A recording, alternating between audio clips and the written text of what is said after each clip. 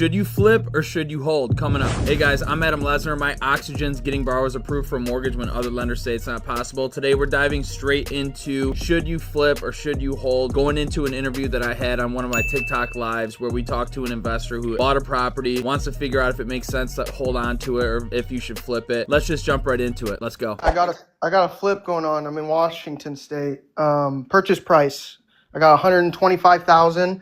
I've already started on the remodel, but I got I'm gonna do about 40,000 on the reno budget, and comps in the area for ARV on this one are about 235.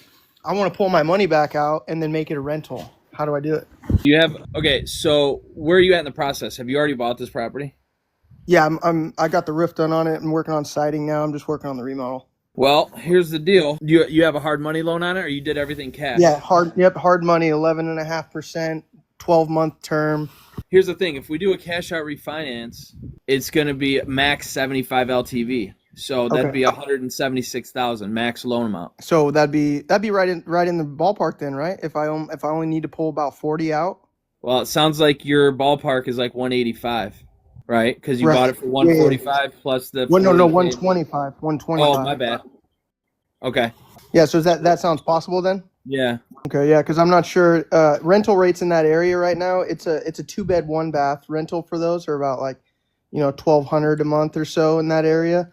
I didn't know if that, with my current loan situation, refinancing and pulling cash, if the new loan, I don't even know what percentages are for. In the 8s, I would say let's call it around 8%. What are the taxes on the property? What are they going to be? Those are about $2,400 a year. $2,400 for taxes. Yes. Insurance, about $1,000 a year? Yep. $1,000 a year for insurance. So you're looking at a payment of I'm going to round it up. It's going to be like $1,600. So if the fair market rent's only like $1,200-$1,300, it's not going to work.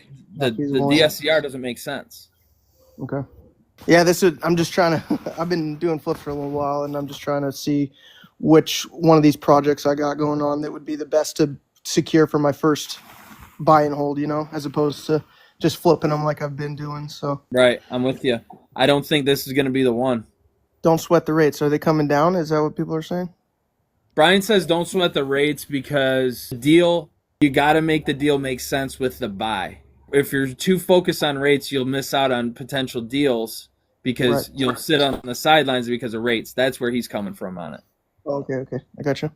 Yeah, man. This one I don't think is going to make sense. What factor in this would need to change, do you think, for it to make sense? Well, moving forward on different properties, the factor that would need to change is you need to be able to buy properties at a substantially more of a discount.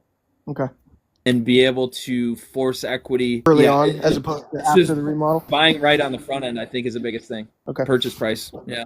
Sweet, man. I like watching your stuff, and thanks for having me on just to shoot the stuff with you real quick on my deal. But yeah, I'm always looking. I'm trying to do one of these DSCR, man. I keep seeing them, and I see your TikToks and stuff, and I'm like, shoot, I got another rental property that I own with my family, but I don't think we would be doing anything with that anytime soon.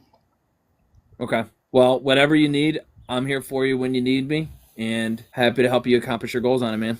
Yeah. What do you think? What do you think about the current situation, like market situation, or sorry, not market, but just with all the tariffs and stuff? You think it's going to directly affect the housing market with all this international stuff going on? Here's what I think.